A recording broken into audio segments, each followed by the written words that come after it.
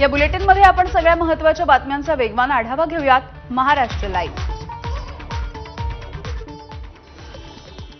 भाजपच्या निवडणूक संचलन समितीची महत्त्वाची बैठक आज होणार आहे आणि ही बैठक भाजप निवडणूक प्रभारी चंद्रशेखर बावनकुळे आणि प्रदेशाध्यक्ष रवींद्र चव्हाण यांच्या उपस्थितीमध्ये पार पडेल. भाजप प्रदेश कार्यालयामध्ये दुपारी 3 वाजता होणाऱ्या या बैठकीसाठी आगामी स्थानिक स्वराज्य संस्थांच्या निवडणुका आणि स्थानिक पातळीवरील झालेल्या युतीच्या संदर्भात सखोल चर्चा केली जाईल. लाडक्या बहिणींना दिलासा देणारी बातमी आहे. मुख्यमंत्री लाडकी बहीण योजनेच्या ई-केवायसी प्रक्रियेला मुदतवाढ देण्यात आली आहे. याआधी 18 नोव्हेंबरपर्यंत ई-केवायसी करणं बंधनकारक होतं आणि आता त्यासाठी 31 डिसेंबरपर्यंत मुदतवाढ देण्यात आलेली आहे. राज्याच्या महिला आणि बालविकास मंत्री अदिती तटकरे यांनी सोशल मीडियावरून या संदर्भात माहिती दिली. राज्यामधल्या काही भागामध्ये पुराची परिस्थिती गंभीरपणे निर्माण झाली. तसंच इतर काही अडचणींमुळे अनेक लाभार्थी महिलांना ई-केवायसी करता आलेली नाहीये. अशा सगळ्या महिलांसाठी आता पुन्हा एकदा मुदतवाढ देण्यात आली आहे. ठाकरेंच्या शिवसेनेच्या उपनेत्या सुषमा अंधारेंना हक्कभंग समितीनं नोटीस बजावली. कुणाल कामराच्या कवितेचं समर्थन केल्याप्रकरणी सुषमा अंधारे यांना हक्कभंग समितीची नोटीस आली आहे. दरम्यान नोटीस पाठवणारे आमदार रमेश बोरनारे हे राजकारण करत असून आवाज दाबण्याचा प्रयत्न केला जात असल्याचा पलटवार सुषमा अंधारेंनी केलाय.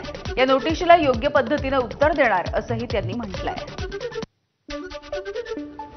गेल्या काही दिवसांपूर्वी पुण्यामध्ये पार्थ पवार यांच्यावरती जमीन घोटाळ्याचा आरोप करण्यात आला आणि त्याला काही दिवस उलटत नाही तेवढ्यात आता सामाजिक कार्यकर्त्या अंजली दमानी यांनी उपमुख्यमंत्री अजित पवार यांच्यावरती काही गंभीर असे आरोप केलेत. राज्यामध्ये आणखी एक 500 कोटींचा घोटाळा झाल्याचा आरोप अंजली दमानी यांनी केलाय. अजित पवार यांनी 500 कोटींचं रुग्णालय पीपीपीच्या तत्वानं तेरणा पब्लिक चॅरिटेबल ट्रस्टला दिल्याचा गंभीर आरोपही दमानी यांनी केला. पद्मसिंह पाटील यांची तेरणा ही संस्था आहे. पद्मसिंह पाटील हे अजित पवार यांच्या पत्नी खासदार सुनेत्रा पवार यांचे भाऊ आहेत. मुंबईच्या गोवंडीमध्ये शताब्दी नावाचं एक हॉस्पिटल आहे जे बीएमसीने 500 कोटी रुपये खर्च करून बांधलेलं आहे आणि ते लोकांसाठी बांधलेलं हॉस्पिटल बीएमसी हे का करतेय, एक कशासाठी करते, अशीच सगळी गोष्टी, सगळ्याच गोष्टी त्यांना राजकारण्यांना विकून टाकायच्या असतील तर याच्या विरुद्ध लढलं पाहिजे आणि ते मी लढणार. दरम्यान तेरणा ट्रस्ट पद्मसिंह पाटील यांची असली तरी देखील फक्त सुनेत्रा पवार आणि अजित पवार यांच्यापर्यंत ती मर्यादित नाहीये, तर भाजप आमदार राणा जगजितसिंह पाटील यांच्यापर्यंत आहे. कारण ते आता ट्रस्ट बघतात अशी प्रतिक्रिया खासदार सुप्रिया सुळेंनी दिली. मला एवढंच विनम्रपणे सांगायचं अंजलीताईंना की तेरणा ट्रस्ट हा जरूर पद्मसिंह पाटील साहेबांचाच आहे, पण एक कदाचित माहिती त्यांच्यापर्यंत पोहोचली नसेल. ज्या तेरणा ट्रस्टबद्दल आज अंजलीताई बोलतायत ते फक्त सुनेत्रा वहिनींचा भाऊ म्हणून नाही, पण त्यांचे सुपुत्र राणा जगजित सिंग हे भारतीय जनता पक्षाचे आमदार देखील आहेत आणि त्याचबरोबर मागच्या आठवड्यामध्ये तुळजापूरला ड्रग्जमध्ये अडकलेल्या माणसाचा प्रवेश ह्याच राणा जगजित सिंगांनी घेतलेला आहे. अंजली दमानिया यांनी केलेल्या आरोपांच्या संदर्भात आरोग्यमंत्र्यांकडून आता स्पष्टीकरण देण्यात आलंय. दमानियांच्या आरोपाशी आरोग्य विभागाचा काहीही संबंध नसल्याचं मंत्री प्रकाश आंबेडकर यांनी सांगितलं. सकाळचं ट्विट किंवा सकाळी त्यांनी काय टीव्हीवरती बोलले ते आम्हाला माहिती नाही, परंतु अजितदादांचा आणि आमच्या हॉस्पिटलचा काही कुठल्याच अर्थानं संबंध नाही. सार्वजनिक आरोग्य विभागाचं जे काही काम चाललंय ते आमच्या यंत्रणेच्या मार्फत चालतंय. याच्यामध्ये कुठल्याही अशा पद्धतीचं अनियमितता किंवा अशा पद्धतीनं कुठलं एक हॉस्पिटल एखाद्या व्यक्तीला अथवा ट्रस्टला हस्तांतरित केलं असा विषय नाही. नेमकं त्यांना काय म्हणायचं हे आपण पहिल्यांदा बघितलं पाहिजे. मे बी ते नगरविकासचं आहे, ट्रस्ट ऍक्ट खालचं आहे किंवा काय आहे, सार्वजनिक आरोग्य विभागाशी हे सर्व विषय संबंधित नाहीत. एवढं मात्र मी ठामपणे आपल्याला सांगेन. पालघरमधल्या साधू हत्याकांडामधील मुख्य संशयित काशीनाथ चौधरी यांच्या भाजपमधल्या पक्षप्रवेशावरती जोरदार टीकेची झोड उठली आहे. भाजपचे प्रदेशाध्यक्ष रवींद्र चव्हाण यांनी पालघर जिल्हाध्यक्षांना या संदर्भात पत्र लिहिलं आणि पक्षप्रवेशाला स्थगिती देण्याचे आदेश दिले. काशीनाथ चौधरी यांचा भाजपमध्ये पक्षप्रवेश झाल्याच्या नंतर विरोधकांनी जोरदार टीकेची झोड उठवली. कोरोनाच्या कालावधीमध्ये महाविकास आघाडीच्या सरकारमध्ये पालघर या ठिकाणी संतप्त जमावानं 2 साधूंची हत्या केली होती आणि यानंतर भाजपनं तत्कालीन उद्धव ठाकरे सरकारला चांगलंच धारेवर धरलं होतं. त्यामुळे या प्रकरणामधील प्रमुख आरोपीला आणि गंभीर आरोप असलेल्या काशीनाथ चौधरी यांना भाजपनं कवाडं उघडी केल्यामुळे भाजपवरती चहूबाजूंनी टीकेचा भडीमारही झाला. स्थानिक निवडणुकांच्या तोंडावरती सावध भूमिका घेत भाजपनं पक्षप्रवेशाला स्थगिती दिली. राज्यामध्ये बिबट्यांचा वावर वाढलेला आहे आणि वाढत्या वावरामुळे नागरिक त्रस्त असताना आता पश्चिम महाराष्ट्रामधील दुसरे सगळ्यात मोठं प्राणी संग्रहालय जत तालुक्यामध्ये उभारलं जाणार असल्याची माहिती भाजपचे आमदार गोपीचंद पडळकरांनी दिली।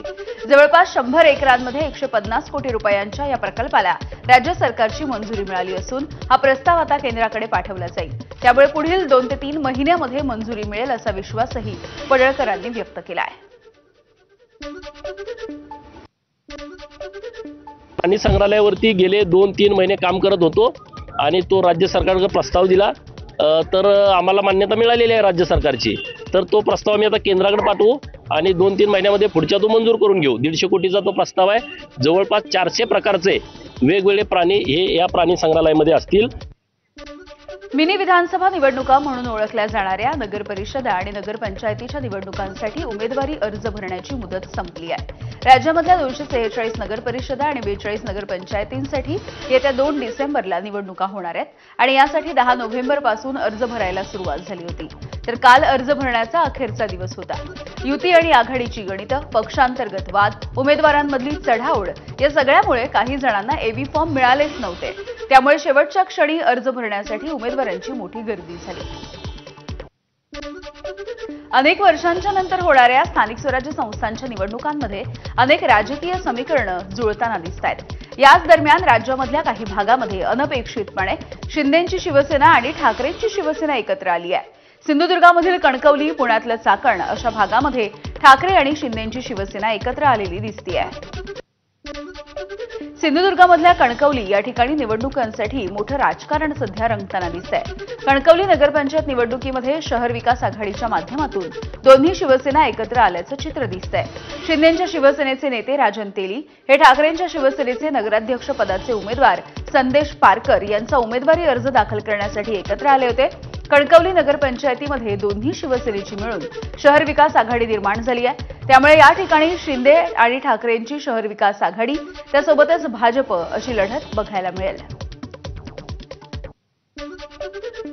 मी सगळे एक शहर विकास आघाडी म्हणून एक सक्षम पर्याय हा त्या ठिकाणी सत्ताधाऱ्यांना दिलेला आहे आणि सत्ताधाऱ्यांच्या विरोधामध्ये जनतेचा त्या ठिकाणी कौल आहे। हा कौल आपल्याला त्या ठिकाणी 3 तारखेला त्या ठिकाणी दिसते आणि म्हणून मी आपल्याला सांगतो की ही सगळी आघाडी करत असताना त्या ठिकाणी सगळ्या पक्षाच्या कार्यकर्त्यांना सामावून घेण्याचं काम सगळ्याच त्या ठिकाणी नेत्यांनी केलं।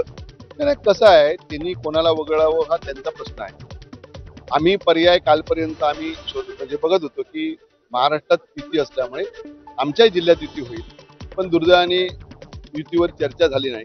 प्रस्ताव आमचा घेतला पण आतापर्यंत प्रस्तावाला उत्तर नाही। आज शेवटचा दिवस आहे, ते आम्हाला खेळत होते, लक्षात आलं म्हणून शेवटी नाविलाजाने आम्हाला हा रात्री निर्णय घ्यावा लागला।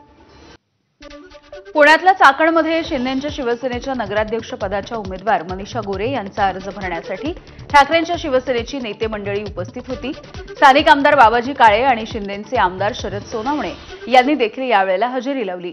खेड आणि आळंदीचे दिवंगत आमदार सुरेश गोरे यांच्यानंतर ही पहिलीच निवडणूक होतीये। यावेळेला सुरेश गोरे यांच्या पत्नी नगराध्यक्ष पदासाठी निवडणुकीच्या रिंगणामध्ये आहेत। त्यामुळे राजकारण बाजूला ठेवून दिवंगत आमदार गोरे यांना श्रद्धांजली, आदरांजली म्हणून आम्ही मनीषा गोरे यांना पाठिंबा दिलाय अशी प्रतिक्रिया बाबाजी काळे यांनी दिली आहे।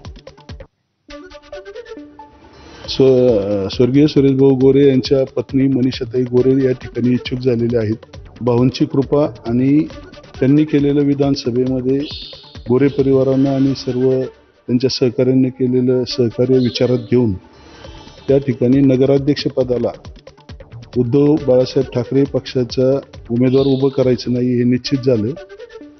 पुण्याच्या चाकणमध्ये शिंदेंच्या शिवसेनेला ठाकरे सेनेनं दिलेल्या पाठिंब्याच्या नंतर अजित पवार यांच्या राष्ट्रवादीचे माजी आमदार दिलीप मोहिते पाटील यांनी एक गंभीर आरोप केलाय। चाकणमध्ये विधानसभेपासूनच दोन्ही शिवसेना एकत्र आलेल्या आहेत असं एक मोठं विधान मोहिते पाटील यांनी केलंय।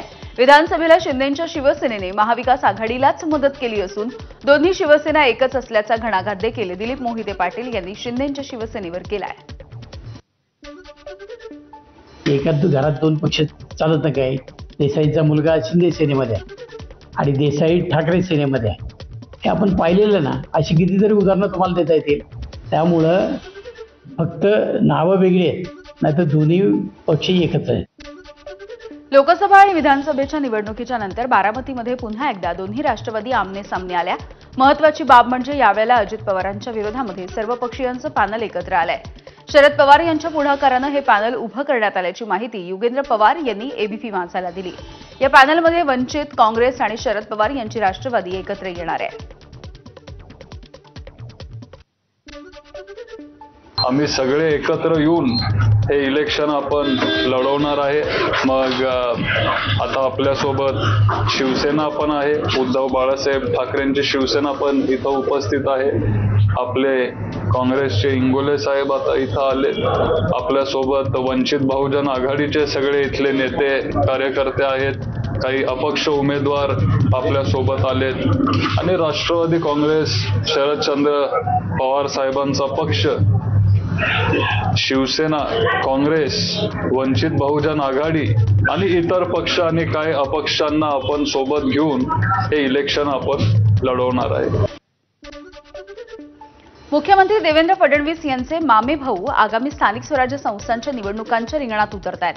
अल्हाद कलोती यांनी नगरसेवक पदासाठी उमेदवारी अर्ज दाखल केला.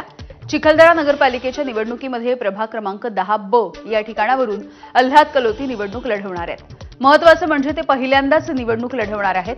दुसरीकडे थेट मुख्यमंत्र्यांचे मामेभाऊ असल्यामुळे कलोती यांच्याकडे या निवडणुकीमध्ये सगळ्यांची नजर असेल. यावेळेला विकासाला प्राधान्य देणार असल्याचं त्यांनी म्हटलंय. सोलापूरच्या अनगर नगरपंचायतीमध्ये 17 सदस्य बिनविरोध निवडून आलेत. सदस्य पदासाठीची निवड बिनविरोध झाल्यामुळे सगळ्या सदस्यांनी जल्लोष केला. भाजपचे नेते आणि माजी आमदार राजन पाटील यांच्या नेतृत्वात या 17 जागांच्या विरोधामध्ये एकही अर्ज आला नाही. त्यामुळे आता केवळ नगराध्यक्ष पदासाठी निवडणूक होणार आहे. भाजपकडून राजन पाटील यांच्या सून प्राजक्ता पाटील आणि राष्ट्रवादी काँग्रेसकडून उज्ज्वला थिटे यांच्यामध्ये ही नगराध्यक्ष पदासाठीची लढत असेल. राष्ट्रवादीच्या उज्ज्वला थिटे यांनी केलेल्या आरोपांवरती भाजपचे माजी आमदार राजन पाटील यांनी प्रतिक्रिया दिली आहे. गेल्या 40 वर्षांपासून आमच्यावरती अशा पद्धतीचे आरोप होत असल्याचं त्यांनी म्हटलंय. तर विरोधकांकडे दुसरा कोणताही मुद्दा नसल्यामुळे ते आरोप करतात असंही राजन पाटील म्हणाले. हा आरोप आमच्या अनगरकरांवर गेली 40 वर्ष होतोय. कारण दुसरा कुठलाही विषय या मंडळीकडे आमच्या गावासाठी आणि आमच्या परिसरात नाहीये. म्हणून करता असे बिनबुडाचे आरोप करतात. आज राज्यामध्ये जिल्हा परिषदा आणि पंचायत समितीच्या निवडणुकांची घोषणा होण्याची शक्यता आहे. राज्यामध्ये 14 ते 15 डिसेंबरच्या दरम्यान जिल्हा परिषदेची निवडणूक होऊ शकते. तर 7 ते 8 जानेवारीच्या दरम्यान महानगरपालिका निवडणुका लागण्याची शक्यता असल्याची माहिती सूत्रांनी दिली आहे. राज्यामधील स्थानिक स्वराज्य संस्थांच्या निवडणुकांवरती टांगती तलवार आहे. आदेश दिलेला असतानाही अधिकाऱ्यांनी गोंधळ का केला असा सवाल कोर्टानं राज्य सरकारला विचारला. कोर्टाने या सुनावणीच्या दरम्यान राज्य सरकारवरती नाराजी देखील दर्शवली. 50% आरक्षणाची मर्यादा ओलांडली जाते का हे देखील तपासलं जाणार असल्याचं कोर्टानं सांगितलंय. सातारा नगराध्यक्षपदाच्या उमेदवारीवरून खासदार उदयनराजे भोसले आणि मंत्री शिवेंद्रराजे भोसले यांच्यामध्ये जोरदार रस्सीखेच सुरू होती आणि अखेर आता नगराध्यक्षपदाचा हा तिढा सुटलाय. मंत्री शिवेंद्रराजे भोसले यांच्या गटाचे अमोल मोहिते यांचं नाव सातारा नगराध्यक्षपदासाठी भाजपकडून जाहीर करण्यात आलंय. मात्र आता उदयनराजे भोसले नेमकी काय भूमिका घेणार याकडे लक्ष असेल. कोल्हापूर जिल्ह्यामधल्या कागल नगरपालिकेची निवडणूक अत्यंत रंगतदार होणार आहे. कारण या ठिकाणी हसन मुश्रीफ आणि समरजित घाटगे हे एकत्र आले आहेत. त्यामुळे राज्यामध्ये आणखी एका नगरपालिकेच्या निवडणुकीमध्ये दोन्ही राष्ट्रवादी एकत्र आल्याचं बघायला मिळत आहे. दरम्यान या युतीमुळे माजी खासदार संजय मंडलिक मात्र एकाकी पडले. छत्रपती संभाजीनगर जिल्ह्यामधल्या सिल्लोड नगर परिषदेसाठी शिंदेंच्या शिवसेनेचे माजी मंत्री आणि आमदार अब्दुल सत्तार यांचे पुत्र समीर सत्तार यांनी नगराध्यक्ष पदासाठी उमेदवारी अर्ज दाखल केला. अर्ज भरण्याच्या शेवटच्या दिवशी त्यांनी हा अर्ज दाखल केला. दरम्यान समीर यांचा अर्ज दाखल करताना अब्दुल सत्तार हे देखील उपस्थित होते.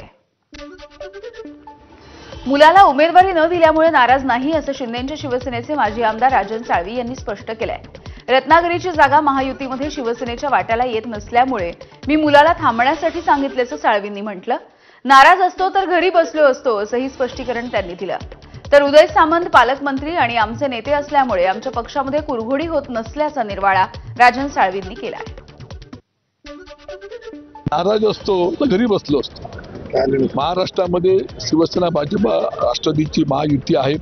रत्नागिरी नगरपालिकेमध्ये त्या ठिकाणी सुद्धा जो माझा प्रभाग आहे, उदय सामंत हे आमचे पालकमंत्री आहेत, उदय सामंत हे आमचे नेते आहेत.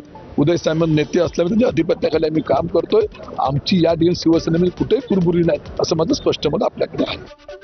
राजन साळवी युवा सेनेचे कार्यकारिणीचे सदस्य आहेत. त्यांच्यावरती भविष्यामध्ये कोणताही अन्याय होणार नाही असं उदय सामंत यांनी स्पष्ट केलं. तर रत्नागिरीमधील प्रभाग क्रमांक 15 मधील उमेदवारीचा निर्णय राजन साळवींना विचारूनच घेतल्याचं देखील मंत्री उदय सामंत यांनी म्हटलं. तिथली एक जागा भाजपला सोडल्यामुळे भाजपमधून शिवसेनेमध्ये आलेल्या मुन्ना चवंडे यांना उमेदवारी देण्यात आल्याचं देखील त्यांनी सांगितलंय.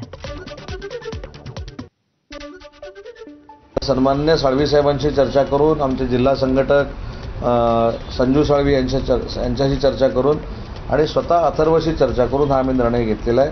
परंतु भविष्याच्या राजकारणामध्ये अथर्ववर कुठचाही अन्याय होणार नाही आणि त्याच्यावर कुठेही अन्याय करणारी प्रवृत्ती आमच्याकडे निर्माण होणार नाही याची दक्षता आम्ही नक्की घेणार.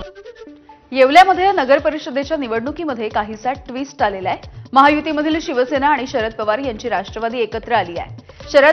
शहर विकासासाठी एकत्र आल्याचं दोन्ही पक्षांनी म्हटलंय. शिवसेनेचे आमदार किशोर दराडे आणि राष्ट्रवादीचे माणिकराव शिंदे यांनी एकत्र येऊन नगर परिषदेच्या निवडणुकीसाठी युती केली आहे. दरम्यान शिंदेंची शिवसेना आणि शरद पवार यांच्या राष्ट्रवादीने केलेल्या युतीला शह देण्यासाठी येवल्यामध्ये भाजप आणि अजित पवार यांच्या राष्ट्रवादीनं युती केली आहे. येवल्यामध्ये राष्ट्रवादीच्या राजेंद्र लोणारी यांनी नगराध्यक्षपदासाठी उमेदवारी अर्ज दाखल केला. यावरती स्थानिक निवडणुकीमध्ये वेगवेगळी समीकरणं असतात अशी प्रतिक्रिया माजी खासदार समीर भुजबळ यांनी दिली. मालेगाव तालुक्यामधल्या डोंगराळे गावामध्ये 3 वर्षाच्या चिमुरडीवरती